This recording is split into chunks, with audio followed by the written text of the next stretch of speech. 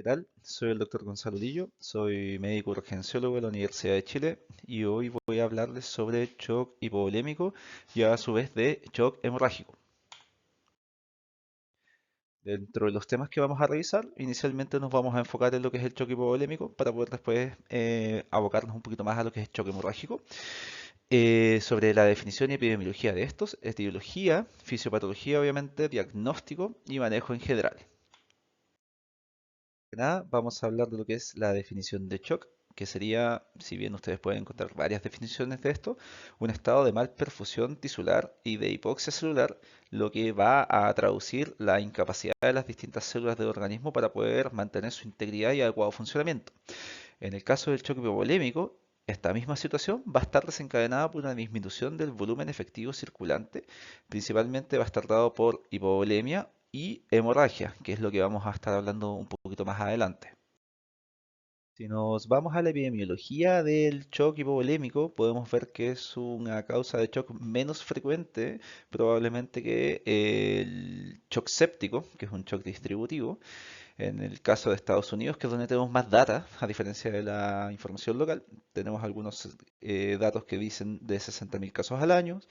Y a nivel mundial vamos a tener claramente una cantidad un poco mayor y principalmente dada en la población joven, siendo cerca del 75% de la totalidad de los casos de choque hipovolémico que vamos a encontrar. En el caso de Chile, sabemos que el choque hipovolémico más frecuente es el causado por la hemorragia y que en este sentido el trauma, que va a estar muy relacionado con el choque hemorrágico, es la principal causa de muerte reversible en población joven en general. De las causas de choque hipovolémico vamos a tener claramente debido a traumas cerrados o penetrantes en cualquier porción corporal, pero no olvidar también la presencia de sangrados gastrointestinales, síndromes aórticos, la deshidratación severa, sea por vómitos o diarrea, y también de los grandes quemados, si bien ese es más bien un shock de características mixtas.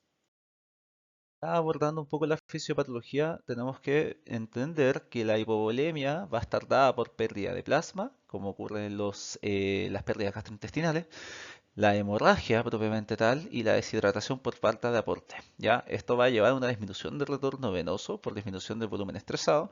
Con esto, y en consecuencia, una disminución del volumen sistólico que va a conllevar una disminución del gasto cardíaco una vez que la frecuencia cardíaca no sea capaz de compensar esta disminución. Todo esto va a llevar a la hipotensión arterial, que va a producir estimulación de los vasoreceptores, generando una respuesta simpática con inhibición de la respuesta parasimpática, lo que va a llevar a un aumento de frecuencia cardíaca, inotropismo, aumento de la resistencia vascular periférica, con un objetivo de poder redistribuir el flujo sanguíneo hacia los órganos nobles, incluyendo el riñón, donde además en este va a ocurrir una vasoconstricción bien marcada y una activación del sistema renina-angiotensina-aldosterona. Todo esto también va a favorecer un poco la retención de agua, sodio, pero también la acidosis metabólica, que sumado a la hiperfusión tisular, mejor dicho, que va a generar la producción de ácido láctico, va a favorecer, digamos, este estado de acidosis profunda que vamos a empezar a ver en estos pacientes. Vemos las distintas fases del shock. Vamos a entender que inicialmente vamos a tener una fase compensada, donde las respuestas de activación simpática e inhibición parasimpática, junto con la activación del sistema renina-angiotensina-aldosterona, como les estaba comentando, va a permitir mantener una correcta perfusión, principalmente de órganos nobles, a expensas de disminución de la perfusión de órganos menos importantes o periféricos. Y esto se va a ver reflejado con estados clínicos de malperfusión, de los cuales vamos a hablar posteriormente. Una vez que esta situación de malperfusión se mantiene y es sostenida en el tiempo, estos mecanismos de compensación no van a ser suficientes y en algunos casos se van a volver de mal adaptación, lo que va a traducirse en hipotensión, hipoperfusión y acidosis propiamente tal, con elevación del lactato. Y todo esto, si se mantiene aún más en el tiempo y hasta un punto en el que no es tan claro cuando ocurre, se va a producir un estado de irreversibilidad del shock con falla orgánica múltiple y con activación de todos los sistemas de apoptosis celular que van a desencadenar en la muerte del paciente independiente de las intervenciones que nosotros podamos realizar. eso y entendiendo que hay un punto de irreversibilidad para lo que está ocurriendo, independiente de nuestras intervenciones, es extremadamente importante poder realizar una identificación precoz del estado de shock, idealmente en las fases ya compensadas e incluso antes, si es que luego queremos decirlo de alguna forma, para poder evitar llegar a estos puntos donde no podemos realizar o nuestras intervenciones no van a tener algún efecto sobre las vías de apoptosis celular ya activadas. En ese sentido, el diagnóstico del shock circulatorio hipovolémico y hemorrágico, en definitiva, tiene distintos puntos que uno puede llegar a considerar, pero probablemente la forma más correcta de valorarlo es según las ventanas clínicas del shock. Los pacientes que se encuentren con algún grado de alteración del nivel de conciencia, dígase desorientación, compromiso de conciencia propiamente tal, esto puede ser cuali o cuantitativo, pacientes que presentan alteración de el llenado capilar que se encuentra prolongado en el tiempo, la presencia de modeling score elevado, eh, y la disminución de la diuresis, el frío acral también, son elementos clínicos muy sencillos de poder valorar para poder decir, ok, este paciente probablemente está evolucionando en algún estado de shock. Los elementos o las respuestas compensatorias del organismo también van a ser reflejo de esto. La taquicardia, la presencia de taquipnea en el contexto de una compensación respiratoria, la eventual acidosis que se está desarrollando. Y ya con mayor propiedad, el aumento del ácido láctico y también la hipotensión arterial son elementos que evidentemente van a ser diagnósticos para este estado de shock si es que el contexto clínico es el correcto. Manteniendo un poco la idea, es extremadamente importante la historia clínica del paciente para poder sospechar estos estados de choque hipovolémico. Pensando en los diagnósticos, claramente los pacientes traumatizados que se presenten con estos elementos que acabo de mencionar nos van a hacer pensar la posibilidad de la existencia de sangrados no evidentes o evidentes. Los pacientes con cuadros diarreicos o de vómitos, pacientes adultos mayores que no estén consumiendo líquido por algún motivo, también pacientes expuestos a situaciones de calor extremo, competencias de alto rendimiento, situaciones de alto calor como son los veranos. Todo ese contexto clínico asociado a los elementos ya mencionados nos van a poder aportar un poco de información que probablemente vamos a utilizar para hacer el diagnóstico. ¿Ya? Para lo que es estudios complementarios, la verdad, lo que vamos a estar buscando es una valoración general del paciente y también cuáles son las consecuencias metabólicas asociadas al estado de shock del paciente. ¿Ya? Lo que es hemoglobina, hematocrito, plaquetas, hemograma, en definitiva, nos van a hablar de un punto de partida sobre el cual tenemos que trabajar, en el caso del choque hemorrágico como tal. Caídas precoces de la hemoglobina son bastante decidoras de la intensidad del sangrado. La falla renal que se va a ir desarrollando en contexto de estos estados de adaptación y posterior maladaptación también hablarán de la intensidad y de la duración del estado de hipovolemia o hemorrágico del paciente. En el caso de los gases venosos aportan con el valor del exceso de base, que puede ser un surrogado de la alteración del lactato cuando no está disponible, ¿ya? Tanto el gas venoso como el gas arterial, y como el gas arterial es más difícil de conseguir, por lo general nos movemos con el gas venoso en este sentido. Son elementos bastante elocuentes para poder hablar de esto. Posteriormente, lo que es pruebas de coagulación, grupo y RH principalmente va a estar pensado en los manejos que nosotros tenemos que realizar de manera dirigida en estos pacientes, sobre todo si la causa es más bien hemorrágica. ¿Ya? El uso de la ecoscopía, vamos a comentar un poquito, nos va a poder aportar un poco más para poder precisar qué tipo de shock es el que estamos enfrentando, sobre todo ante la duda. Querer profundizar demasiado porque escapa del objetivo de esta presentación. El ecógrafo nos aporta información, si bien es extremadamente usuario dependiente, sobre el estado de volemia y de función cardíaca de los pacientes. ¿Ya?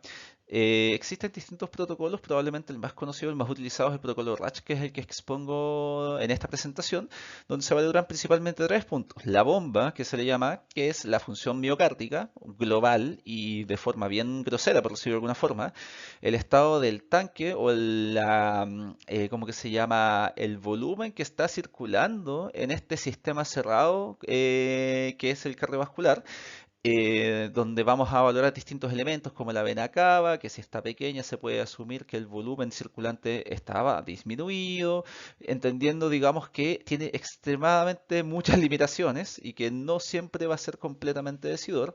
Y también la valoración grosera de alteraciones del gran circuito, digamos, vascular, principalmente en los grandes vasos y pensando en cuadros de disección aórtica de cualquier tipo. La verdad es que acá lo que más nos va a ser de utilidad es primero valorar la función del corazón para poder sacarnos de la mente la posibilidad de que parte del choque esté explicado por una disfunción miocárdica y probablemente si el estado del tanque es evidentemente disminuido, con una vena cava totalmente visible, pequeña, colapsada, con un corazón hiperdinámico que está luchando por tratar de mover la mínima cantidad de volumen que tiene, probablemente estamos en un contexto de una hipovolemia marcada y si a esto se lo sumamos obviamente al correlato clínico, la misma historia que les contaba del paciente traumatizado, del paciente sometido a calor, el paciente que no ha consumido volumen, el paciente que ha estado con vómitos y diarrea, sumando todos los elementos por separado, probablemente nos van a guiar al diagnóstico correcto. En el caso de los pacientes politraumatizados, el protocolo más estandarizado es el del EFAST actualmente, principalmente buscando la presencia de líquido libre y aire en distintas porciones del organismo, ¿ya? No con un objetivo de poder determinar ni la cantidad ni el origen propiamente tal de estos líquidos o de estas lesiones, sino que poder determinar la presencia de estas en contexto de pacientes inestables nos da la posibilidad de poder rápidamente tomar decisiones de ingreso a pabellón. En cuanto al enfrentamiento inicial de estos pacientes, nosotros por lo general realizamos una evaluación primaria de los pacientes indiferenciados que se aplica a todos los pacientes y nos basamos un poquito, les quitamos la idea a las guías de la ATLS con esta valoración del A, B, C, D, E, principalmente para poder buscar aquellas cosas que puedan poner en riesgo la vida en lo inmediato y que requieran intervenciones inmediatas, ¿ya? Un paciente que por cualquier motivo que esté choqueado probablemente va a tener algún grado de compromiso de conciencia o incapacidad de aportar su historia. Por lo tanto, para poder enfrentar a estos pacientes y poder encontrar rápidamente aquellas cosas que si no corregimos en la brevedad van a terminar con la muerte del paciente antes de que podamos conseguir una historia correcta, es que realizamos esta valoración, digamos, protocolizada, por decirlo de alguna manera. Nosotros vamos a evaluar principalmente la vía aérea y su patencia, la mecánica ventilatoria y oxigenación del paciente, el estado circulatorio globalmente del paciente. Acá podemos también ingresar con la evaluación ecográfica del paciente, dependiendo del caso, obviamente, el estado neurológico y la apreciación de las lesiones o características superficiales del paciente que nos den también información de qué es lo que le está ocurriendo, ¿ya? Nosotros rápidamente y con los elementos que ya conversamos deberíamos ser capaces de identificar un paciente en estado de shock, pero si no es capaz de aportar historia, probablemente puede ser cualquiera de los shocks que nosotros conocemos, el hipovolémico, el distributivo, el cardiogénico, el obstructivo, y por lo tanto tenemos que tratar de dilucidar cuál es el escenario que nosotros estamos enfrentando. Muchas ocasiones el escenario va a ser bastante evidente entre la historia que nos puede aportar el paciente o acompañantes o los hallazgos superficiales que podamos hacer del paciente y rápidamente vamos a poder tomar conductas sobre los distintos tipos de shock. Pero en ocasiones la respuesta o la etiología no va a ser tan clara de entrada. Y ahí es donde el examen físico correcto, la mejor toma de la historia clínica y muchas veces la gran utilidad que puede tener el ultrasonido, que lamentablemente no va a estar siempre disponible para ustedes, nos puede dar bastante información, ¿ya?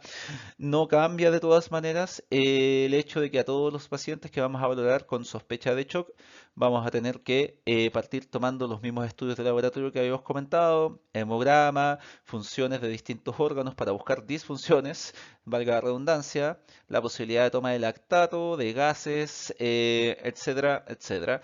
Y los estudios dirigidos dependiendo de la causa que nosotros sospechemos y obviamente de la disponibilidad de recursos que nosotros vayamos teniendo, ¿ya? Hay que entender que nosotros no siempre vamos a estar trabajando en centros de alta complejidad o con la posibilidad de inmediata derivación a unidades de mayor complejidad o con la posibilidad de estudios muy formales o sofisticados, ¿ya? Por lo tanto, es importante entender como el elemento principal detrás de todo esto y es entender que tenemos que reconocer rápidamente el shock, que los elementos clínicos de las ventanas de perfusión, de la historia clínica, nos van a dar esa información y sobre eso tenemos que entrar a realizar manejos y obviamente dependiendo de los recursos que tengamos a disposición. Entonces, y en este caso, como nosotros estamos enfrentando un caso de un paciente con un choque hipovolémico, lo más importante es poder reponer el volumen perdido. Pacientes con hipovolemia tienen estados de disminución de precarga por disminución del volumen estresado de distinta manera y nosotros tenemos que reponer este tanque vacío, por decirlo de alguna forma, ¿ya? En el caso de la reposición de volumen, siempre va a ser los cristaloides nuestra primera opción. Cuál cristaloide es extremadamente discutible, pero lo más probable es que el cristaloide que tengan a disposición es el que tienen que utilizar. Van a encontrar que probablemente el Ringer lactato tiene ciertas ventajas, que a veces se sataniza incluso un poco el uso de suero fisiológico, pero la verdad es que más que definir al dedillo o hilar tan fino en ese sentido, en el paciente indiferenciado sobre todo, lo más importante es no demorarnos en el inicio del manejo, ¿ya? Y eso incluso va al manejo del choque hemorrágico, que después vamos a hablar que su manejo principalmente va a estar dado por hemoderivados. El uso de vasopresores e inótropos y el soporte ventilatorio también es una valoración que hay que hacer caso a caso. Como les estaba comentando, ¿cuál volumen o cuál cristaloide sería el correcto a utilizar? Bueno, todos los cristaloides tienen distintas composiciones, distintas osmolaridades, distintos pHs, y hay que tratar de buscar los elementos que sean lo más fisiológicos posibles. En ese sentido, el Ringer lactato actualmente es un cristaloide con una osmolaridad correcta, un nivel de pH más bien adecuado, y una distribución de electrolitos más bien fisiológica, a diferencia un poco del suero fisiológico, y en ese sentido podría ser, si es que lo tienen a disposición, una mejor opción sobre los demás. Se ha visto que el uso de gelatinas o coloides de entrada no tiene una ventaja, incluso en el caso de las gelatinas y los starches, se produce mayor riesgo de falla renal y de necesidad de diálisis, por lo tanto en estos momentos estamos en un estado de praxis donde el aporte de cristaloides sería lo que hay que realizar, ¿ya? ¿Cuánto cristaloide, cuánto volumen aportar? Es una pregunta súper grande. La verdad es que la respuesta correcta es que depende del caso. Por lo general, lo importante es que no dejes de aportarlo. Siempre van a encontrar en la bibliografía habitual el clásico aporte del bolo de 20 a 30 cc por kilo, pero eso es súper paciente dependiente. O sea, si es que tienes un paciente con insuficiencia cardíaca conocida, sobrecargado de volumen, probablemente ese volumen va a ser un exceso. Si tienes un paciente joven en el cual la pérdida de volumen es extremadamente alta, que la está soportando porque es joven, probablemente te vas a quedar corto. ¿En cuánto tiempo lo tienes que administrar? También es otra pregunta. ¿Le administro esos 30 cc en cuánto? ¿10, 15, 30, una hora? Bueno, la verdad es que uno siempre puede ir aportando volumen y valorando respuesta clínica. Estos elementos del nivel de conciencia, el estado de, digamos, temperatura de la piel, el modeling score, el llene capilar, que son valoraciones clínicas, y la diuresis también cuando se puede, van a responder por lo general al aporte o a las medidas que tú vas realizando. Por lo tanto, una forma quizás práctica de verlo es aportar volúmenes de entre 250 a 500 cc del cristaloide de tu elección en no más de 10 minutos, 5 o 10 minutos, y ir valorando la respuesta del paciente. Obviamente, en los pacientes mucho más jóvenes vas a tratar de hacer este aporte más rápido y de mayor volumen y más cercano a estos 30 cc por kilo que se hablan siempre, pero lo importante es tener en consideración el contexto clínico del paciente. Si el paciente es un paciente que probablemente va a ser capaz de tolerar esa sobrecarga de volumen, dígase, joven, sin morbilidades cardiovasculares o renales importantes, probablemente puedes ocupar mucho volumen y no va a pasar absolutamente nada. Pero por otra parte, si tienes un paciente muy adulto mayor, enflaquecido, cardiópata, probablemente el aporte de volumen tiene que ser mucho más cuidadoso y tienes que ir reevaluándolo minuto a minuto. Y reevaluar a un paciente cada 10 minutos por una hora es reevaluarlo 6 veces. Por lo tanto, te va a permitir tomar mejores decisiones de cuánto volumen pasarle a ese paciente. Eso desde lo práctico y con los recursos que vas a tener en todos lados, porque nuevamente, si tuvieras la disponibilidad de utilizar un ecógrafo para valorar la respuesta a volumen, que es una área de investigación y de praxis actual, te permite tomar una decisión muchísimo más dirigida. Pero lo importante acá es, uno, no demorar el inicio de la reanimación del paciente y ir reevaluando periódicamente y muchas veces cómo responde el paciente a las medidas que estás tomando. Recordar que los cristaloides son un medicamento, son un fármaco, y frente al uso del fármaco nosotros estamos buscando respuestas. Y esas respuestas son clínicas, no son necesariamente de laboratorio. Por lo tanto, aporta volumen, valora cómo responde tu paciente. Si no responde como tú estás esperando, continúa reanimando a tu paciente.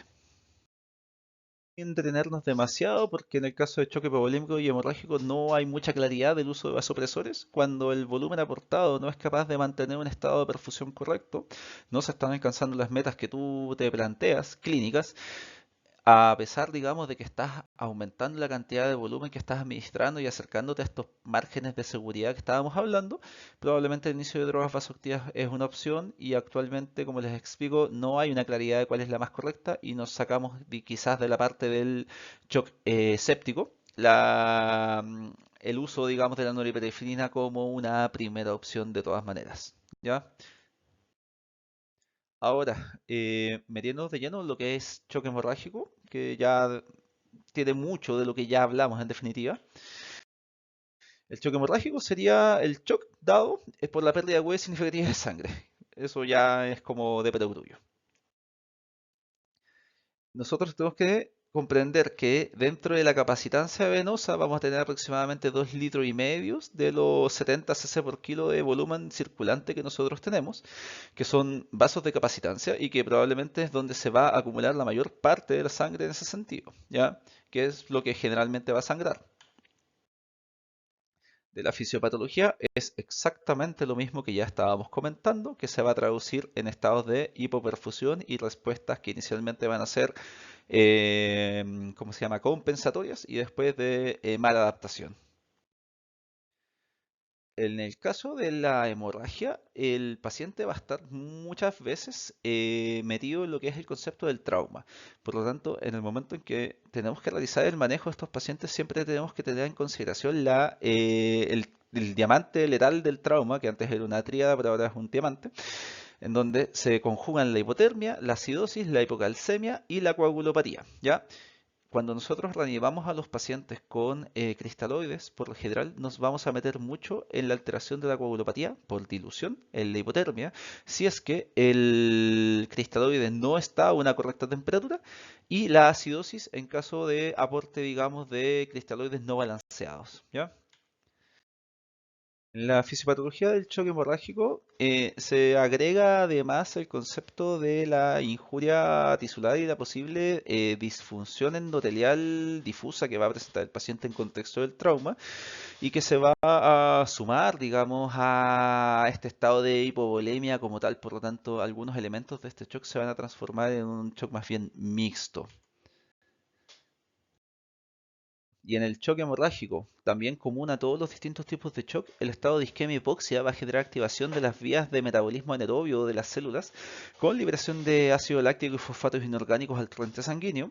Los estados de hipoperfusión posteriormente reperfundidos van a generar liberación de radicales libres de oxígeno de estas zonas de baja perfusión con el fenómeno de isquemia reperfusión propiamente tal, la activación endotelial asociada posiblemente al trauma y a este proceso inflamatorio difuso endotelial también va a generar una liberación de patrones moleculares asociados a daños, que en definitiva son moléculas que forman parte, digamos, de las distintas células que normalmente están en ellas, pero que no deberían estar en contacto ni con el endotelio ni con el torrente sanguíneo. Esto va a generar una mayor activación de la respuesta inflamatoria y la respuesta inmune del organismo, llegando a puntos que van a ser maladaptativos y también se va a producir una alteración de la microcirculación en contexto de la sobrerespuesta simpática con trombosis de la microcirculación y mayor fenómeno de isquemia y de malperfusión celular.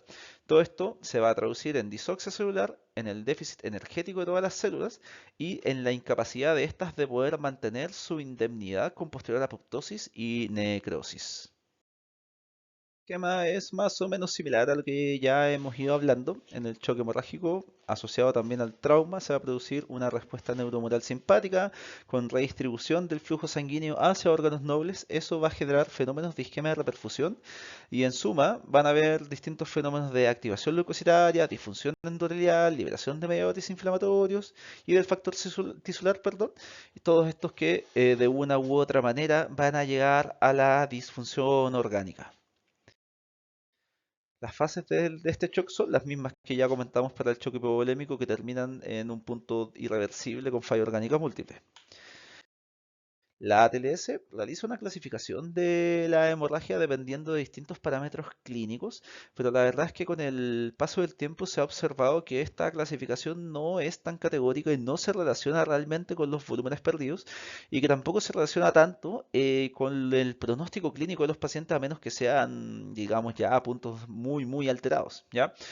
En suma, el mensaje detrás de esta diapositiva es entender que independiente de que el paciente no presente las alteraciones clásicas, todo depende, digamos, del estado base del paciente. Por ejemplo, un ejemplo muy cotidiano, un paciente adulto usuario de beta bloqueo no va a estar taquicárdico, independiente, digamos, quizás de la clase o el volumen de sangrado que haya tenido, porque su respuesta simpática va a estar inhibida, ¿ya? Y es un paciente que de todas formas puede estar en mayor riesgo por esto mismo. La velocidad con la que se va a instalar el estado de malperfusión quizás sea mayor y nos va a generar una falsa sensación de seguridad, pensar, ok, este paciente no está taquicárdico, etcétera, etcétera. Por lo tanto, los otros elementos que ya comentamos, el estado de Modling, el frío acral, el compromiso de conciencia, la diuresis y ya con laboratorio, el ácido láctico, el exceso de base, son elementos muchísimo más categóricos para pensar en la severidad de la hemorragia del paciente. Y por el otro lado, siempre hay que tratar de actuar de más que de menos. Siempre exagerar de más que de menos. Si sospechan que el paciente está evolucionando con un choque hemorrágico por cualquier motivo, lo es hasta que alguien le llegue a probar lo contrario con más elementos, ¿ya? Y se podrá hacer una valoración retrospectiva y se podrá decir, ok, no lo era, pero tú tomaste la conducta correcta al momento de empezar a manejarlo como tal y hacerte cargo de esta disfunción orgánica progresiva en un estado compensado antes de que llegue al estado irreversible. No obstante lo que les acabo de decir, por lo general se trata de hacer una asociación entre los distintos niveles de hemorragia o estado de choque hemorrágico del paciente y el estado del aporte de oxígeno que nosotros le estamos dando o que el organismo le está dando al paciente. Inicialmente vas a tener una etapa que es la de la derecha, una etapa donde el aporte de oxígeno va a estar compatibilizado con el consumo de oxígeno, por lo tanto es el estado compensado del que estábamos hablando, pero en un punto que ocurre mientras más progresa el estado de shock o mayor es el sangrado del paciente, el aporte de oxígeno por uno u otro motivo va a empezar a ser insuficiente para el consumo de oxígeno al punto de que las células no van a ser capaces de mantener su indemnidad, ¿ya? Ese es el punto del DO2 crit que sale ahí, que es como un punto de inflexión en donde el aporte de oxígeno ya no es suficiente para el consumo de oxígeno y se continúa deteriorando hacia la izquierda con el desarrollo de metabolismo anaerobio, con la aparición de elevación de lactato, con la alteración de la función de membrana y con la última, digamos, punto de que va a ser la muerte celular propiamente tal. Obviamente, las causas de hemorragia tenemos el trauma, gastrointestinales, ginecológicas, externalizaciones de sangrado. Y en cuanto al manejo, hay distintos puntos del manejo, tanto en el prehospitalario como en el estado hospitalario. Hay que entender que estos pacientes son pacientes que van a comenzar a sangrar agudamente Y lo principal es detener el sangrado. Ya si el sangrado es asociado a trauma, es asociado a lesiones evidentes, la compresión de estas lesiones, la posibilidad de realizar torniquetes en zonas proximales a estas, son intervenciones iniciales que pueden llegar a salvar vidas. Ya en el manejo hospitalario, de todas formas, el objetivo es lograr la hemostasis. El punto sangrante tiene que ser detenido y para eso hay múltiples formas de hacerlo. Depende si el sangrado es gastrointestinal, donde pueden ser hemostasis endoscópicas, si el sangrado es intraabdominal o intratorácico, todo esto termina en pabellón. Si es que el sangrado es intraóseo, el manejo por traumatología. Entonces, la verdad es que el manejo de la detención o la hemostasis definitiva depende mucho de especialidades y ya es probablemente un manejo de la derivación que ustedes hayan hecho. Ustedes hacen lo que es la hemostasis inicial generalmente, ¿ya? De todas formas, y también como ocurrió en el caso del choque hipovolémico, la toma de exámenes, las pruebas de coagulación, la clasificación de grupo y RH para eventuales transfusiones, son parte, digamos, de las cosas que hay que hacer en este punto.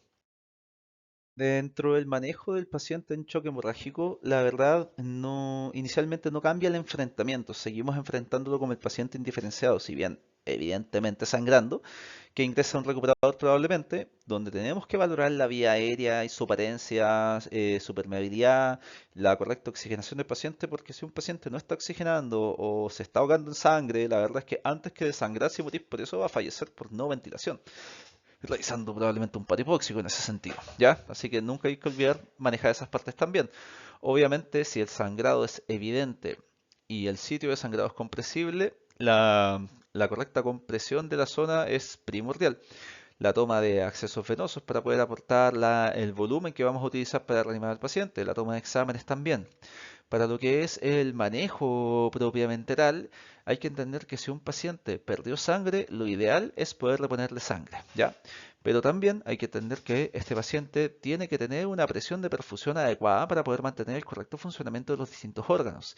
Y en ese sentido es que cae el concepto de lo que es la reanimación de control de daños.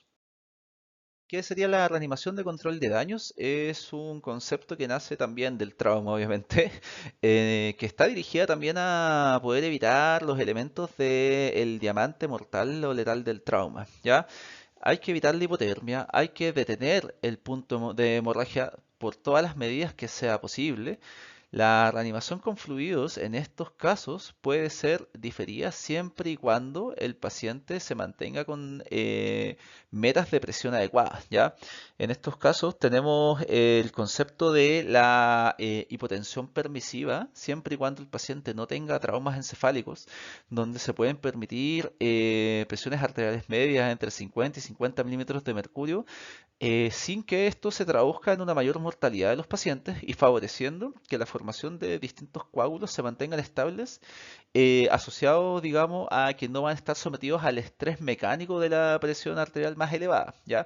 Eso también nos permite disminuir o minimizar el uso o transfusión de cristaloides cuando no es necesario, ¿ya? Pero hay que entender nuevamente que para poder tener este punto tiene que haber algún grado de presión de perfusión. Por lo tanto, si un paciente está con una presión arterial media de 40, con unas sistólicas de 30, claramente, si bien lo ideal es poder transfundir sangre en estos casos, el aporte de cristaloides sí va a poder tener un rol, si bien limitado e inicial, para poder mantener a estos pacientes, como decirlo de alguna manera, como un puente hacia un eventual manejo más correcto con hemoderivados, ¿ya? Y probablemente va a ser el escenario que les va a tocar ver a ustedes, porque realmente la posibilidad de tener hemoderivados más allá de centros de derivación no existe actualmente, ¿ya? Por lo tanto, si un paciente se mantiene con presiones arteriales medias entre 50 y 55, no hay un trauma encefálico importante y no se está deteriorando en ese sentido, uno podría diferir la reanimación del paciente, ¿ya? En volumen.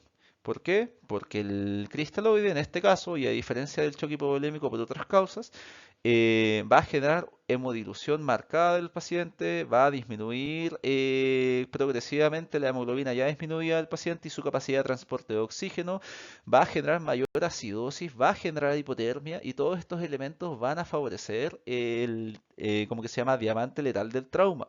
Por lo tanto, vamos a aumentar la mortalidad de estos pacientes realizando ese tipo de intervenciones. Lo que es terapia transfusional, vamos a ser breves, la verdad, porque claramente no está disponible en todos los lugares. Se refiere a la de reposición de hemoderivados. Hay que entender que estos hemoderivados, por lo general, tienen quelantes de calcio como citrato dentro de sus componentes, por lo tanto, cuando se están aportando en gran cantidad, como ocurre en las terapias transfusionales masivas o protocolos de transfusión masiva, hay que ir reponiendo calcio por cada 3 a 4 unidades de glóbulos rojos hemoderivados que se estén administrando. ¿Ya? Los elementos que tenemos para transfundir, la sangre total sería lo ideal, que es la sangre completa, pero la verdad es difícil de mantener y actualmente solamente se utiliza en situaciones de guerra propiamente tal. Lo que realmente nosotros tenemos a disposición son los glóbulos rojos, las plaquetas, plasma fresco congelado y crioprecipitados.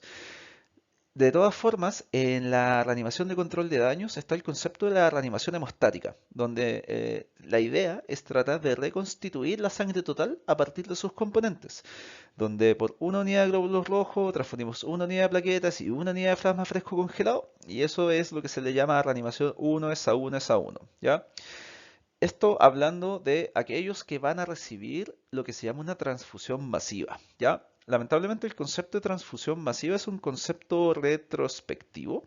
La definición original habla de la utilización de más de 10 unidades de glóbulos rojos dentro de 24 horas y esa definición se ha ido ajustando.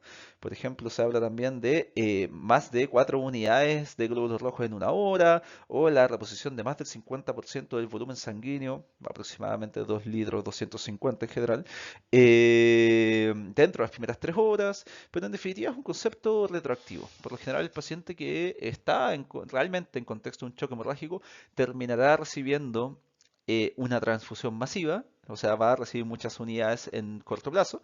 Por lo tanto, esto se protocoliza en general. Y cuando uno realmente sospecha, y hay algunos scores clínicos para poder validar esa sospecha, pero no vale la pena hablarlos, puede activar estos protocolos y en distintos lugares ya tienen preparadas 4 unidades, 4 y 4 unidades, ¿ya? Obviamente, como les estaba diciendo, eso en centros de derivación probablemente y no en los lugares donde normalmente les va a corresponder ejercer, ¿ya? Recordar que así como los cristaloides, los hemocomponentes también son fármacos, por decirlo de alguna forma, tienen reacciones adversas de distinto tipo. Es importante conocerlas siempre que uno vaya a utilizarlas. Obviamente, entonces, el objetivo del manejo del paciente hemorrágico en trauma es la detención de esa hemorragia con medidas iniciales y medidas definitivas y en el intertanto tratar de corregir todas las distintas alteraciones que vamos a encontrar. Si no hay un TEC severo asociado, los objetivos de presión son de esta hipotensión permisiva que les había comentado, con sistólicas entre 80 y 90 y PAN probablemente en 50 y 55, que vamos a tratar de conseguir inicialmente con cristaloides, limitados obviamente, idealmente con hemoderivados, pero también eventualmente con drogas vasoactivas si eso no es suficiente para conseguir las presiones adecuadas. El uso de ácido tranexámico es más bien del contexto del paciente politraumatizado y no necesariamente del paciente con un choque hemorrágico, ¿ya? Y los objetivos, digamos, de hemoglobina también van a cambiar un poquito dependiendo de si el paciente está en contexto de un TEC severo o no. Ya, por lo general con hemoglobina sobre 7 es suficiente para la gran mayoría de los pacientes hasta, obviamente, que podamos hacer un manejo definitivo de la situación. ¿No? Como mensajes finales, más allá de todo lo dicho y en lo práctico, lo más importante es que ustedes siempre mantengan una alta sospecha clínica a la posibilidad de que un paciente se encuentre en un estado de shock hipovolémico hemorrágico o en realidad en cualquier estado de shock. El manejo precoz del estado de shock va a ser el que mejore los objetivos de sobrevida de tu paciente en general. La reanimación no debe ser diferida en general, tiene que ser guiada por metas, ¿ya? Como les estaba comentando, en el caso de la hipovolemia como tal, el aporte de 20 a 60 cc por kilo quizás no es lo más correcto para todos los pacientes, pero puede ser una correcta aproximación inicial. Y en particular, el paciente de choque hemorrágico hay que entender que más allá de querer aportar cristaloides, tenemos que tratar de conseguir que se llegue a aportar hemocomponentes lo antes posible y que las metas en este caso son metas mucho más discretas en contexto de la hipotensión permisiva. Por último, que en el caso de la hemorragia como tal, la prioridad siempre va a ser detener el sangrado, sea como sea, y en muchos casos hay que tratar de que la derivación de estos pacientes sea lo más precoz posible y utilizar la mayor cantidad de recursos para que esta derivación ocurra lo antes posible. Eso sería. Muchísimas gracias.